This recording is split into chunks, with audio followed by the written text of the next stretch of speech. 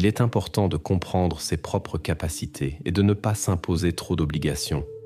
Les forces ne sont pas infinies. Dans de tels moments, on devrait repenser sa vie et se débarrasser du superflu. Mais il ne faut pas tomber dans les extrêmes, comme cela s'est produit dans l'histoire dont il sera question ici. Le juin 2013 a été particulièrement éprouvant pour le personnel du centre médical de Springfield, Missouri. Lorsque Sarah Stout a été admise, son état était très préoccupant. Elle perdait périodiquement conscience et souffrait de fortes douleurs. Les médecins ont découvert de graves problèmes, hémorragie cérébrale, dysfonctionnement rénal et fonction instable d'autres organes. Les médecins étaient perplexes, la jeune patiente s'affaiblissait rapidement et la cause restait inconnue. Les médecins ont lutté pendant plusieurs jours pour Sarah. La situation a changé après un appel anonyme à la police. Un inconnu a signalé une étrange régularité dans la famille Stout. Au cours d'une année, les proches de Sarah avaient tous été confrontés à une maladie mystérieuse. D'abord, c'était le père de Sarah, Mark, puis son frère Sean. Tous deux n'ont pas pu recevoir l'aide nécessaire à temps. Maintenant, des symptômes similaires apparaissaient chez Sarah. Heureusement, elle est arrivée à temps pour être sous observation médicale. La police a commencé à enquêter sur cette chaîne inhabituelle d'événements dans la famille Stout. Les enquêteurs soupçonnaient que cette coïncidence n'était pas fortuite. La famille Stout se composait de 6 personnes. Mark et Diana élevaient leur fils Sean et 3 filles, Sarah, Rachel et Brianna. Le chef de famille, Mark Stout, est né à St. Louis en l'an 1961. Ils se sont rencontrés dans un collège au Texas. Au début, ils semblaient être des personnes complètement différentes, mais bientôt ils ont trouvé des points communs et ont commencé une relation. Tout s'est développé rapidement. Bientôt le couple a appris l'arrivée d'un enfant et a décidé de se marier. Après la naissance de Shian, Diana a poursuivi ses études, a obtenu son diplôme d'infirmière et a trouvé un poste en cardiologie. Mark a pris en charge la maison et les enfants. Il était évident que l'épouse aspirait à une promotion professionnelle pour offrir une vie digne à la famille. Diana recherchait constamment de meilleures opportunités de carrière. La famille a dû déménager plusieurs fois jusqu'à ce qu'ils s'installent finalement à Springfield, Missouri, une ville tranquille qui convenait parfaitement à la vie familiale. Pour Diana, c'était sa ville natale avec une structure conservatrice et religieuse, où elle se sentait comme un poisson dans l'eau. Dans les années qui ont suivi, la famille s'est enrichie de 3 filles.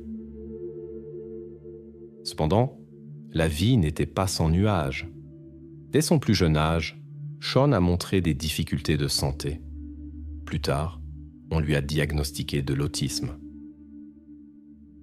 Cela nécessitait une approche éducative particulière. Malgré les efforts du père, les filles avaient aussi des difficultés à l'école, particulièrement Sarah. Les principaux problèmes de la famille étaient cependant ailleurs. La situation financière devenait de plus en plus tendue.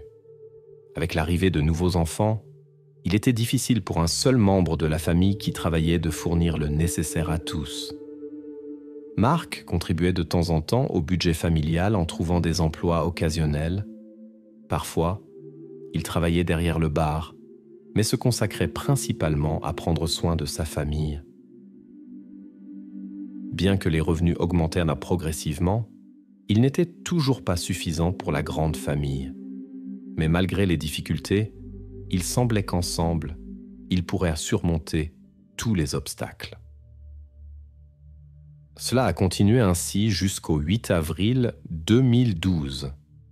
Le jour après que Mark ait eu 61 ans, des représentants des forces de l'ordre sont arrivés à leur domicile.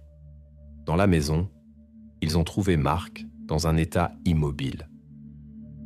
Son épouse a expliqué qu'il avait développé des symptômes semblables à ceux de la grippe. La maladie s'est développée rapidement et a conduit à de graves complications. Diana a raconté qu'elle n'avait pas quitté le chevet de son mari pendant plusieurs jours, essayant de soulager son état. Cependant, l'état de santé de Mark a continué à se détériorer. Les circonstances ont éveillé des soupçons. Particulièrement inhabituelle semblait être la coloration jaunâtre malsaine de la peau. Selon Diana, il a subi une grave crise le dernier jour. Bien que son mari n'ait jamais eu de tels problèmes de santé auparavant, elle croyait que cela était lié à des changements liés à l'âge. Selon la femme, elle a proposé d'emmener Mark à l'hôpital quand le malaise a commencé, mais il a insisté pour rester à la maison pour récupérer. Malgré ses objections, elle a commencé à se préparer, mais quand elle s'est revenue, elle a constaté que son mari ne montrait plus de signes de vie. 45 minutes s'étaient écoulées depuis la crise, et elle a immédiatement appelé les services d'urgence. Lors du premier examen, rien d'inhabituel n'a été trouvé. Les documents indiquaient des causes naturelles dues à l'âge. Le fils Sean était très inquiet pour son père.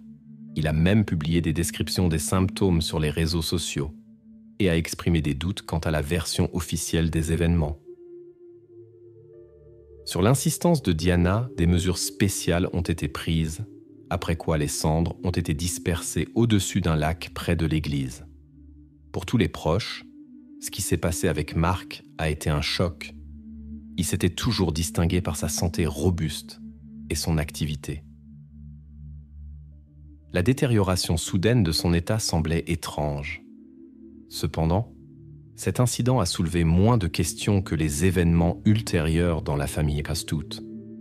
Après 5 mois, le 2 septembre 2012, la police a été appelée à une autre adresse dans des circonstances similaires. C'était maintenant une maison spacieuse, mieux adaptée à une famille. C'est là que Diana vivait avec les enfants. Elle avait acquis le nouveau logement après avoir vendu la maison précédente et reçu des prestations d'assurance suite à l'incident avec son mari. Ce jour-là, Diana a signalé qu'elle avait trouvé Sean dans sa chambre sans signe de vie. La situation rappelait le même mal mystérieux dont avait souffert le père du jeune homme. Les symptômes rappelaient cette mystérieuse maladie à laquelle le père du jeune homme avait été confronté. Cette fois, la mère, se souvenant de la triste expérience avec son mari, a réagi rapidement et s'est tournée vers les médecins dès le lendemain des premiers signes de la maladie. Les médecins n'ont pas trouvé d'écart grave et n'ont diagnostiqué qu'un trouble de l'équilibre hydrique dans le corps. L'état du jeune homme a continué à se détériorer. Néanmoins, aucun autre médecin n'a été consulté. Comme l'a expliqué la mère, Sean refusait l'aide médicale car il ressentait un fort malaise lors de la visite à l'hôpital. Elle a expliqué ce comportement par les particularités de son développement. La dernière nuit, Sean s'est senti mieux de façon inattendue. Supposant que l'incompréhensible maladie avait cédé, la mère est allée à l'église le matin pour prier pour son fils. Quand elle est revenue, Sean gisait immobile. Apparemment, il avait essayé de se lever du lit, mais n'avait pas pu se tenir et avait atterri sur le sol, à côté duquel on pouvait voir des traces de l'incident. La situation inattendue avec le jeune homme a choqué tous les proches. Sean travaillait dans un centre pour personnes ayant des besoins particuliers. Les collègues se souvenaient de lui comme d'une personne très positive et amicale. Environ 9 mois plus tard, la famille a été frappée par un nouveau malheur. En juin 2013, la fille aînée Sarah a été admise à l'hôpital avec des symptômes similaires à ceux de son frère et de son père. Les agents de l'ordre sont arrivés à l'établissement médical 2 jours après que la jeune femme ait été admise dans l'unité dans un état critique. Les médecins ont fait de leur mieux, mais ils n'ont pas pu fournir d'explications précises à la police. Ils ont continué à étudier la cause des plaintes inhabituelles, semblables à la grippe. L'état des reins et du cerveau de Sarah causait une préoccupation particulière. Après de nombreux examens, les médecins ont nourri le soupçon inquiétant d'un possible empoisonnement. L'histoire a pris un nouveau tournant après un appel anonyme à la police depuis l'église, où la famille Stout était membre de la congrégation et où Diana jouait de l'orgue depuis des années.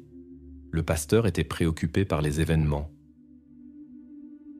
Le clerc a remarqué les circonstances inhabituelles du premier cas avec Marc, un homme en parfaite santé. Lorsque le cas du jeune homme s'est produit dans des circonstances similaires, le pasteur a eu de sérieux doutes concernant Diana. Pendant cette période, la femme racontait à tout le monde la maladie de sa fille et montrait un profond chagrin pour ses proches. Cela a suscité la compassion de toute la congrégation de l'Église. Cependant, le pasteur soupçonnait que Diana créait délibérément cette image pour éviter des questions embarrassantes. Lors de sa dernière visite à sa fille à l'hôpital, son comportement était nettement différent. Le personnel a remarqué son humeur élevée, même lorsqu'elle est arrivée avec Sarah dans un état critique. Elle plaisantait et parlait davantage du prochain voyage en Floride que de l'état de santé de sa fille. Ce comportement a renforcé les soupçons des autorités. Cependant, comme il n'y avait pas de preuves directes contre Diana, elle a été invitée au poste de police pour une conversation. Le 20 juin 2013, elle est venue au poste de police. À ce moment-là, Sarah allait un peu mieux. Mais tous les examens effectués par les médecins ne montraient pas de substances nocives dans le corps. Il semblait que toutes les traces de la substance mystérieuse avaient donc complètement disparu. Les enquêteurs ont compris la nécessité d'une prudence particulière en traitant avec la présumée coupable. Ils espéraient l'aide de Sarah dans l'enquête. De sa mère, ils voulaient en savoir plus sur les derniers jours des personnes affectées et trouver des indices sur les raisons de la détérioration de leur état. L'histoire de Diana sur Sarah rappelait son récit de l'incident avec Sean. Ce jour mémorable, elle est allée à l'église avec d'autres, et quand elle est revenue, elle a remarqué que sa fille aînée se sentait mal. Auparavant, Sarah avait montré pendant quelques jours des symptômes similaires à ceux de son frère et de son père, mais sous une forme plus légère. C'est pourquoi la protagoniste ne s'inquiétait pas et n'a même pas consulté de médecin. Elle croyait qu'il ne serait pas utile. Quand Diana est rentrée chez elle, elle a trouvé sa fille dans un état grave et l'a finalement emmenée à l'hôpital. Sarah souffrait d'un trouble bipolaire, ce qui pouvait la conduire à des actions dangereuses. La mère a soigneusement examiné tous les médicaments auxquels sa fille avait accès. On a eu l'impression que la femme essayait trop insistamment de convaincre la police de sa version des événements. Diana n'a pas été informée que parallèlement, les circonstances liées à Mark et Sean étaient vérifiées, bien que ces cas suscitaient maintenant un intérêt particulier chez les enquêteurs. Ils préféraient ne pas perturber la personne potentiellement impliquée dans les incidents. Tandis que Sarah était sous l'observation des médecins, qui continuaient à chercher une substance inconnue dans son corps, Diana a montré un comportement inhabituel au poste de police. En répondant aux questions, elle a commencé à parler des problèmes de sa fille. Ce faisant, elle a souligné les coûts élevés de l'éducation, ce qui ressemblait à une tentative de justification. De telles considérations semblaient inappropriées, compte tenu de l'état de Sarah à l'hôpital. Ensuite, Diana a commencé à critiquer son mari qui, selon elle, travaillait peu et passait beaucoup de temps à s'amuser. Les enquêteurs écoutaient en silence tandis que la femme continuait à partager ses révélations. Elle a parlé de sa relation avec Sarah, qu'elle avait toujours trouvée difficile. En raison de ses particularités de santé, la jeune femme ne pouvait pas vivre indépendamment de la famille. À un moment donné, la mère a avoué qu'elle s'attendait depuis longtemps à une telle issue. Au cours de la conversation, les enquêteurs ont réussi à obtenir un aveu inattendu de la veuve. Elle a raconté que ses proches prenaient de l'antibliss. Cela expliquait beaucoup de choses, car cette substance représente un grave danger pour la santé. Ce composé est difficile à détecter, car son effet ressemble à celui de nombreuses autres substances. La femme a affirmé qu'elle avait elle-même pris de l'antibliss. Naturellement, les enquêteurs doutaient de la véracité de cette histoire. leurs soupçons se sont renforcés après avoir vérifié l'historique des recherches de la femme. Il s'est avéré qu'elle avait cherché des informations sur diverses substances toxiques bien avant l'incident avec son mari. Elle a montré un intérêt particulier pour l'antiblise. Dans ses recherches, elle a étudié diverses préparations, minéraux et huiles essentielles qui peuvent causer de graves dommages à l'organisme. Dans ses recherches, elle ne cachait pas ses intentions et utilisait des formulations directes comme « comment nuire au conjoint » ou « méthode de fin de vie dans le trouble bipolaire ». Tout indiquait qu'elle avait planifié ses actions à l'avance. Lors d'une autre conversation avec les enquêteurs, Diana a d'abord nié son implication, mais a bientôt cédé à la pression. Elle a avoué que les événements s'étaient déroulés différemment de ce qu'elle avait raconté auparavant. Quand son mari a eu une crise, elle a attendu qu'il se calme, puis a attendu encore 5 minutes de plus pour s'assurer que l'aide n'arriverait pas à temps. Selon Diana, la raison était sa forte aversion pour son mari. L'entourage décrivait le mari comme une personne gentille et chaleureuse. Probablement, la tension dans la famille est née en raison de problèmes financiers. Diana ne pouvait pas faire face à la charge de travail, bien qu'elle fût la principale source de revenus, mais elle ne recevait pas de soutien de son mari. Elle nourrissait des sentiments négatifs similaires envers son fils Sean. La mère évitait le contact avec lui, car elle le voyait comme la source des problèmes familiaux. Après le départ de Mark, elle a décidé qu'elle ne tolérerait plus la présence de Sean, qui souffrait d'une maladie. Elle a commencé à mélanger des substances dangereuses dans ses boissons. Selon ses déclarations, le résultat souhaité est survenu après quelques jours, mais cela s'est avéré faux. En réalité, Sean a souffert pendant plus d'1 semaine avant que tout ne s'achève. Après cela, l'attention de la mère s'est tournée vers la fille aînée. Diana considérait qu'elle était devenue le principal problème de la famille. Selon la mère, la jeune femme dépensait imprudemment de l'argent pour son éducation, sans avoir de talent pour cela. Sarah rêvait de devenir traductrice de français. Elle a contracté un prêt étudiant qui devait être remboursé après l'obtention du diplôme universitaire, mais n'a pas pu trouver de travail, et la mère a refusé d'aider pour les dettes. 4 jours avant l'admission de Sarah à l'hôpital, la mère a commencé à mélanger des substances nocives dans sa nourriture. À la police, elle a expliqué ses actions précipitées en disant qu'elle ne pouvait plus supporter la situation créée. Diana mélangeait des bouteilles entières de Coca-Cola avec des substances dangereuses.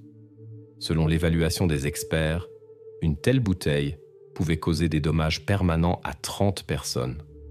Tout cela était conservé dans le réfrigérateur pour affecter progressivement les membres de la famille. C'était particulièrement inquiétant car d'autres filles se trouvaient également dans la maison, y compris la jeune Brianna. La mère ne s'inquiétait pas que la fille cadette puisse prendre ses boissons, car elle avait également des plans pour elle, juste après Sarah. Cependant, des preuves solides étaient nécessaires pour une accusation. Bien que les restes du mari et du fils aient été incinérés, certains échantillons ont été conservés après l'examen médical.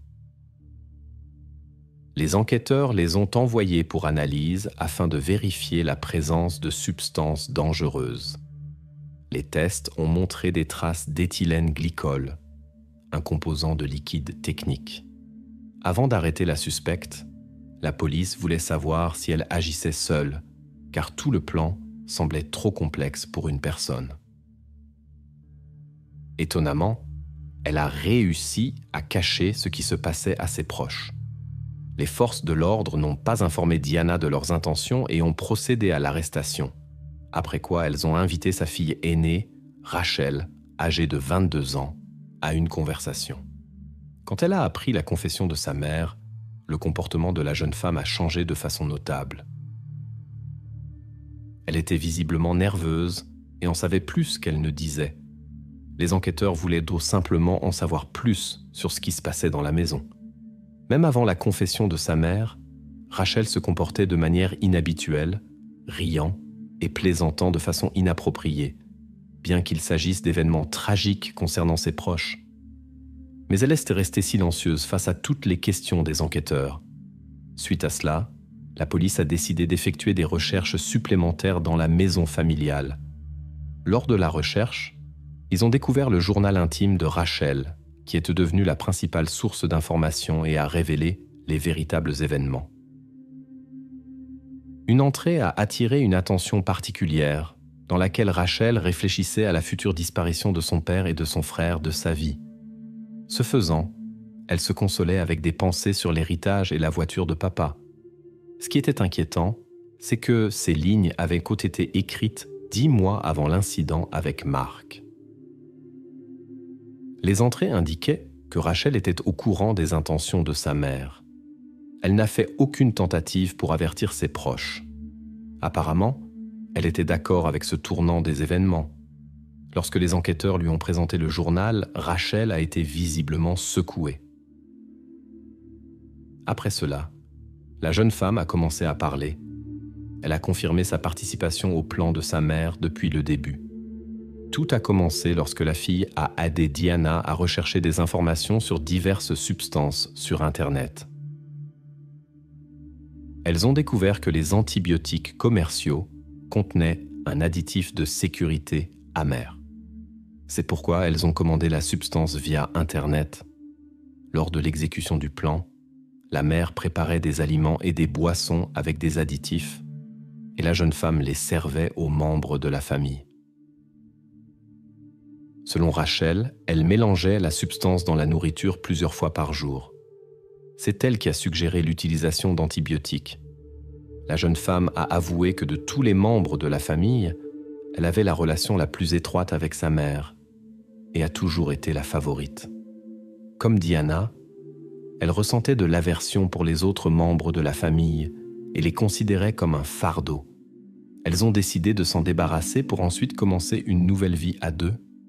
Les proches de la famille Stout ont été choqués lorsque, 1 mois après l'incident avec son frère, Rachel a écrit sur les réseaux sociaux « Je n'ai pas vu maman aussi détendue depuis longtemps ».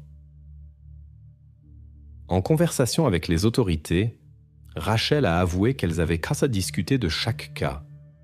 Avec Mark, il n'y avait pas de doute. Mais avec Sean, elle avait des réserves.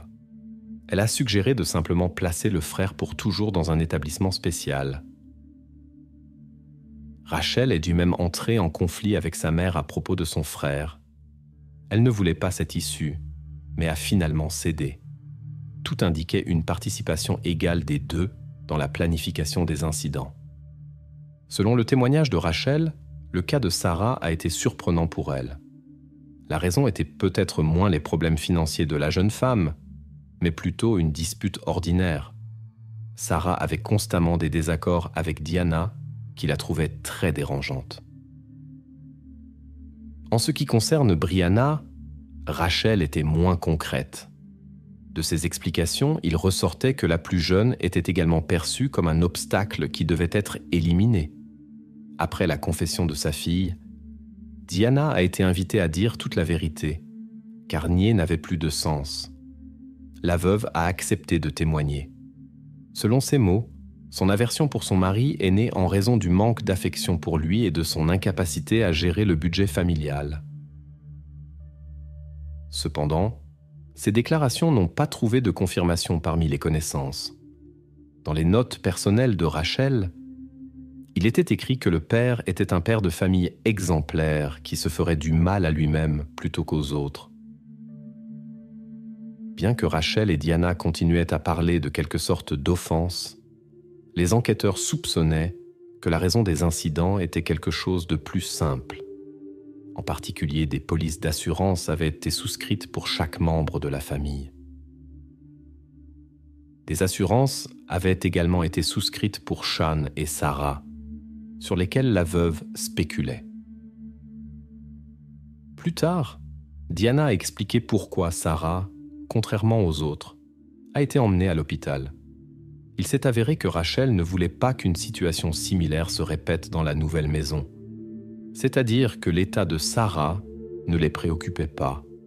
Elle ne voulait simplement pas de circonstances supplémentaires comme dans les cas précédents. Rachel, avec une inquiétude évidente, a essayé d'expliquer son comportement.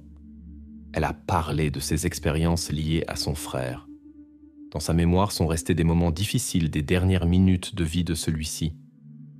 Après cela, elle a déménagé dans sa chambre et écrivait souvent dans son journal sur son état agité. Dans ses rêves, Sean apparaissait constamment.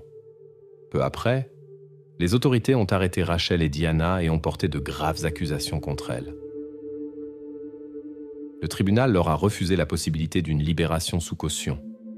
Les membres de la congrégation de l'église luthérienne, que la famille Stout fréquentait, ont envoyé une lettre avec des mots de soutien. Il est à noter que l'initiative pour cette lettre est venue du même pasteur qui avait précédemment communiqué ses soupçons à la police. Il a continué à prier pour elle. Rachel a avoué sa participation et a accepté de témoigner contre sa mère. Elle a assumé la responsabilité de 2 incidents graves et d'une tentative. Pour cela, elle a reçu 2 peines d'emprisonnement à vie avec la possibilité d'une libération conditionnelle après 42 ans.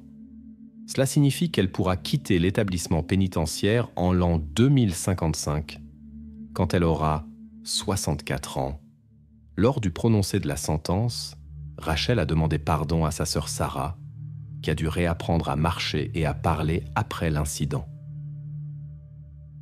Plus tard, Rachel a déposé une demande de révision de la sentence, alléguant qu'elle avait peur de son avocat masculin. Selon ses mots, il l'avait poussée à faire une confession. Elle a également souligné que son état mental n'avait pas été évalué. Rachel a insisté sur le fait qu'elle avait des problèmes mentaux. En l'an 2018, sa demande a été rejetée, après quoi elle a cessé ses tentatives pour changer la sentence. Diana Stout a été reconnue coupable de 2 incidents graves,